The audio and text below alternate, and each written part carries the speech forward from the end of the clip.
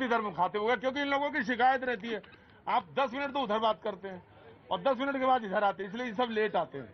इसलिए आज मैंने इनसे पहले बात की, इसलिए कल तक सब टाइम पे आएंगे। इसलिए मैं मालूम है जनता बहुत बोलना चाहती है, जनता की बातें हैं, लेकिन ऑफ कोर्स एक सवाल उधर उन्होंने कहा कि बीजेपी वाले ने आम आदमी पार्टी से पूछा कि उनके कितने बच्चे मंत्रियों के, नेताओं के सरकारी स्कूल में पढ़ते हैं। ये सवाल उधर से था।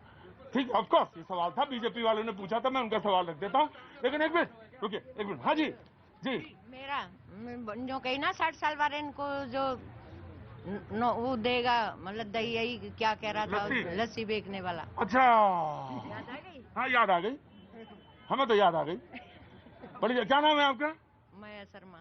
माया शर्मा जी आई हैं इसलिए कि कुछ दिन पहले प्रोग्राम में देखिए साहब, कुछ दिन पहले प्रोग्राम में एक सज्जन आए थे, उन्होंने ये कहा था, वो एंटरप्रेन्योर थे, उद्योग धंधों को काम में लगाना चाहते थे, खोलना चाहते थे, और उन्होंने कहा था कि हम खास तौर से महिलाओं को लस्सी के कॉर्नर के लिए लोन भी देंगे और खुलवाएंगे भी। उसी का पता करते हुए आई थी। आज आपको अभी हम शाम को नंबर देंगे उनका, आप उनसे कांटेक्ट करिए और लस्सी का कॉर्नर खोलिए, अपना खुद खोलिएगा, उसमें खुद बैठिएगा, ठीक है ना? बहुत अच्छी बात है, बहुत बहुत शुक्रिया जी जी। हाँ जी सर, मैं आपके माध्यम से कहना चाहता हूं, देश के प्रधानमंत्री माननीय मोदी से पूछना चाहता हूं कि जितने भी आज जो हिंदू मुस्लिम चल रहा है पूरे भारतवर्ष में, हाँ, सिर्फ मेरा एक ही सिर्फ सवाल है कि हिंदू मुस्लिम का राग खत्म हो जाएगा, सबको एक एक सरकारी नौकरी देश में दे दी जाए, हमारे एक एक घर के अंदर। 140 करोड़ लोगों को सरकारी नौकरी दे दे, पहली चीज। दूसरी चीज, मैं केजरीवाल जी से विनती करना, आज जो हिंदू मुस्लिम हो रहा है, लोग भूखे हैं इसलिए हिंदू मुस्लिम हो रहा है। जब आपको भूख नहीं लगेगी तो कोई हिंदू मुस्लिम नहीं होगा। ये मेरा क्वालिफिकेशन मैटर ही नहीं कर हाँ जी, रही। एक मिनट को 144 करोड़ अगर सरकारी नौकरी करेंगे तो करेंगे किसके लिए? नोट 40 करोड़ लेगा कौन? एक सरकारी नौकरी।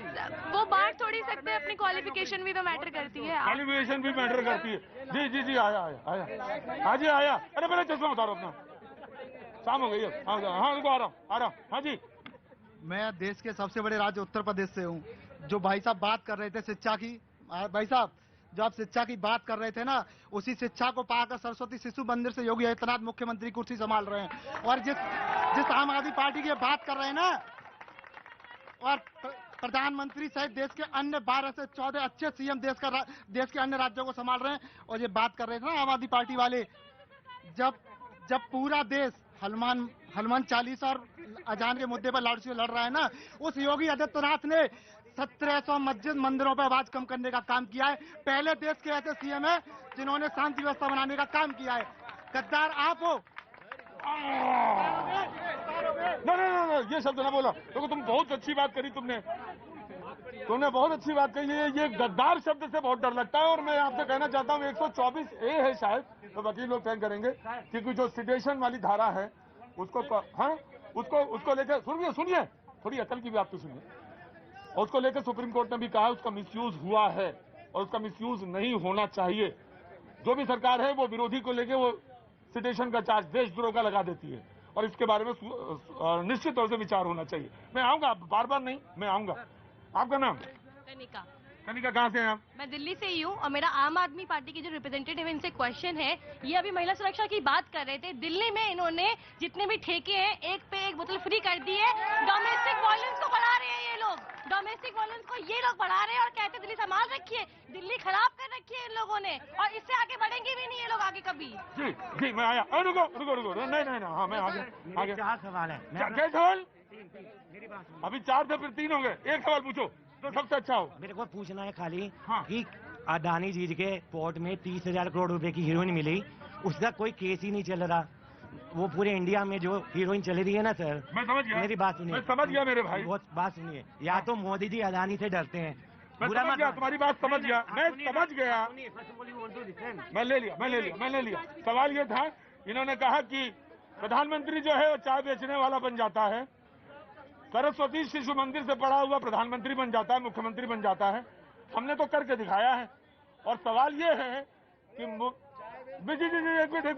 मिनट, महबूबा मुफ्ती कहती हैं कि बुलडोजर का तांडव देश भर में चल रहा है, बुलडोजर का तांडव देश भर में चल रहा है, और बुलडोजर जो है मुसलमानों को ही टारगेट कर रहे हैं ना? जी बिल्कुल नहीं, ऐसा हरगिज नहीं है।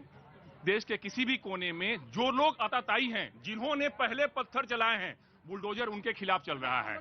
जो अपराधी हैं उनके खिलाफ बुलडोजर चल रहा है। जिन्होंने अपराध किया है, जिन्होंने देश के खिलाफ, समाज के खिलाफ, लोगों के खिलाफ गलत काम किया है, अत्याचार किया, अपराध किया है, बुलडोजर उनके लिए है। बुलडोजर अतिक्रमण के विरुद्ध होता है। आप इधर देखिए, तिरंगा यात्रा निकली जहांगीरपुरी में, शांति कितनी अच्छी लग रही है हम लोगों को देखने में। आप ये पहले बुलडोजर क्यों पहुंचा? अरे बुलडोजर करना दिल्ली में 75% है, आप शुरू कीजिए, हमेशा कहीं पे भी शुरू कर दीजिए, पूरा देश आपके साथ होगा। अवैध अतिक्रमण कौन चाहता है? कोई नहीं चाहता। लेकिन आप ये कहिए कि नहीं, हम तो दंगा के नाम पे दंगा रोकने का कोई चीज नहीं है कि आप बुलडोजर चलाएं और दंगा रुक जाए। देखिए, यहाँ पे पूरी पब्लिक खड़ी है। मैं पब्लिक से पूछना चाहता हूँ कि जिन लोगों ने अतिक्रमण कर रखा है उनके ऊपर बुलडोजर चलना चाहिए कि नहीं? बिल्कुल चलना चाहिए। ये बात करते हैं संविधान की और साथ देते हैं उन लोगों का जिन्होंने अतिक्रमण कर रखा है, नंबर 1। नंबर 2, ये नेशनल टीवी चैनल पर बैठकर ये एजेंडा सेट करते हैं कि ये बुलडोजर एकांगी चल रहा है, केवल एक पक्षी है। इनसे पूछो कि जहांगीरपुरी में नहीं, अरे जो कब्जा किया वो किया, लेकिन कब्जा किया वो आज समय आ गया है कि रोहिंग्याओं को, घुसपैठियों को एक एक को पहचान करके बाहर किया जाए। रोहिंग्या किसके पीरियड में आए? आप पूरा गृह मंत्रालय का आंकड़े देखिए, रोहिंग्या सबसे ज्यादा किसके कार्यकाल में आए? नंबर 1 और नंबर 2, बुलडोजर धर्म नहीं, आप देखिए गरीबों के ऊपर चल रहा है।